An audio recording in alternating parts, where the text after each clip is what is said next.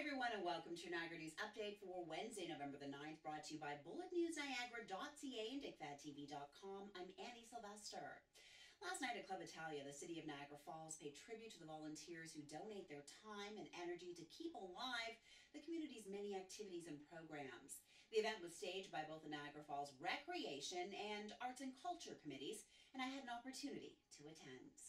It's the 31st annual volunteer recognition evening for the city of Niagara Falls, where we honor our volunteers and sponsors. From far and wide, oh Canada. To all of our volunteers, we appreciate, and it's funny having a conversation with Ed while Patty at our table, we appreciate the fact that it's important to stay busy and it's important to stay engaged. And we know that a lot of volunteers here have the philosophy that you can either wear out or you can rust out. Is it more important that we have you wear out? Would you agree with that, volunteers? Volunteers get it done, and when a volunteer is passionate about what they're involved in, the sky's the limit. It's run on energy and the camaraderie between all the board members or other members out of the community. Well, it's certainly a great honor, and I didn't expect it, to be honest with you. I do things for the kids. I've always done things for the kids my whole life, and like my bio says, a volunteer for all seasons, because I'm involved in many sports, baseball and hockey and basketball and all that stuff there. And I do it for the kids, and I think I've always loved kids, obviously, and I do it because if I can save one kid from getting in trouble, I'm doing my job. For a full list of winners, go to bulletnewsniagara.ca. A fire has gutted a popular establishment in Niagara Falls. The blaze broke out at Jack's Cantina just before 5 a.m. yesterday morning, causing an estimated $500,000 worth of damage to the building located at the corners of Center Street and Allen Avenue.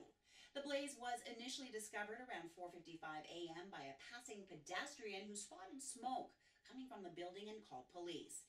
No one was believed to be in the restaurant at the time, and the investigation continues. If you have any information, you can call Crime Stoppers at 1-800-222-TIPS.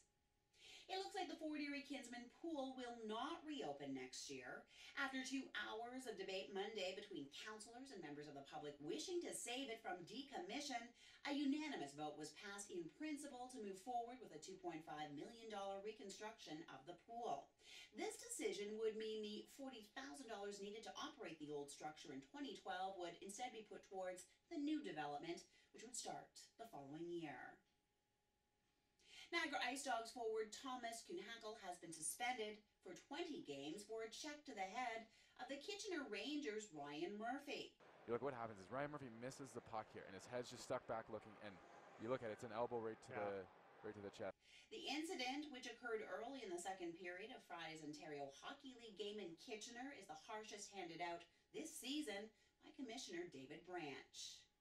Now to an update on the Doreen Wallace case, the elderly woman who was told to wait for an ambulance after she fell, breaking her hip and lacerating her elbow inside the entrance of the Greater Niagara General Hospital on October the 8th. The Niagara Health System has now reviewed her case and found the quality of caring to be lacking, but Supervisor Kevin Smith won't say if anyone was disciplined due to privacy concerns, and adds that any steps taken were in keeping with NHS human resource policies. This was the third time the GNGH was under the spotlight for similar occurrences, including one that resulted in death for 39-year-old Jennifer James, who was refused help by department staff in the parking lot. Smith differentiated between the three incidents, as the most recent happened inside the hospital and EMS should not have been needed in her case. He added that patients should always expect supports and caring from health system staff. Premier Dalton McGuinty, members of the Liberal caucus, and delegates from across Ontario will be in Niagara Falls later this month to attend this year's Provincial Council meeting. The meeting is scheduled for November the 25th to 27th and will be held at the Scotiabank Convention Centre.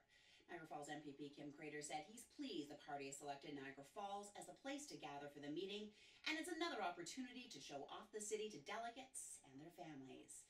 And that wraps up the news. Make sure to check out ikfadtv.com for all our latest videos and bulletnewsniagara.ca for all the latest headlines. I'm Annie Sylvester. Have a wonderful evening.